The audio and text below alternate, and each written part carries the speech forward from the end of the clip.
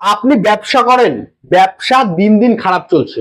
হ্যাঁ দর্শক বন্ধু, আপনি যে টাকা ইনভেস্ট করছেন সেই টাকা বাড়িতে ফেরত নিয়ে যেতে পারছেন না।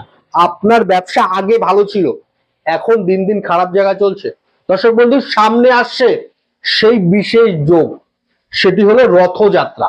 হ্যাঁ দর্শক বন্ধু, রথযাত্রার দিন একটি বিশেষ ক্রিয়া যদি আপনি গোপনে করেন না, আপনার ব্যবসা, আপনার দোকানের উন্নতি হতে বাধ্য হয়। দর্শক বন্ধু, কি করবেন ভিডিওতে পুরোটা বলবো, একদম সহজ বিষয়।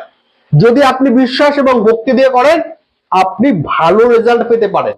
হ্যাঁ দর্শক বন্ধু, শুধু ভিডিওটি মনোযোগ সহকারে প্রথম থেকে শেষ অবধি না টেনে দেখবেন। হ্যাঁ দর্শক বন্ধু, শুধু দেখবেন, দেখলেই আপনি বুঝতে পারবেন। কি করবেন ভালো করে শুনবেন। দর্শক বন্ধু, যেহেতু রথযাত্রার দিন একটা শুভ মুহূর্ত তৈরি হচ্ছে, একটা শুভ তিথি তৈরি হচ্ছে।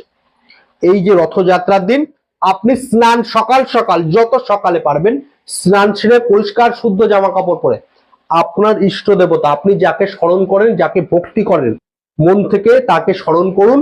তারপর যখন রথ কোনো জায়গা থেকে বেরোচ্ছে, সেই রথে অবশ্যই অবশ্যই আপনি জগন্নাথ দেবকে রথ দর্শন করুন, জগন্নাথ দেবকে দর্শন করুন। তারপরে একটি 1 টাকার কয়েন জগন্নাথ দেবের পায়ের কাছে ছুঁয়ে আনুন।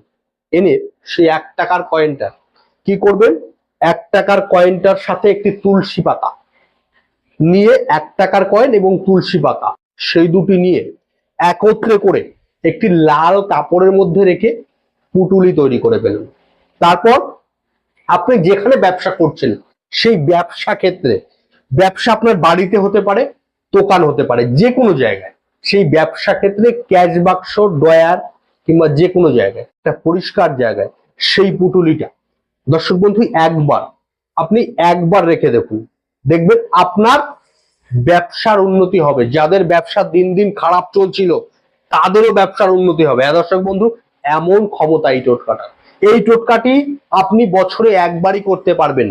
আপনি এই সময়টা মিস একদম করবেন না। দর্শক বন্ধু, ভিডিওটি ভালো লাগলে একটি লাইক করবেন এবং এই ভিডিওর কমেন্ট বক্সে জয় জগন্নাথ লিখতে ভুলবেন না, এবং এই ভিডিওটি আরো মানুষের মধ্যে শেয়ার করতে ভুলবেন না। সুস্থ থাকুন, ভালো থাকুন।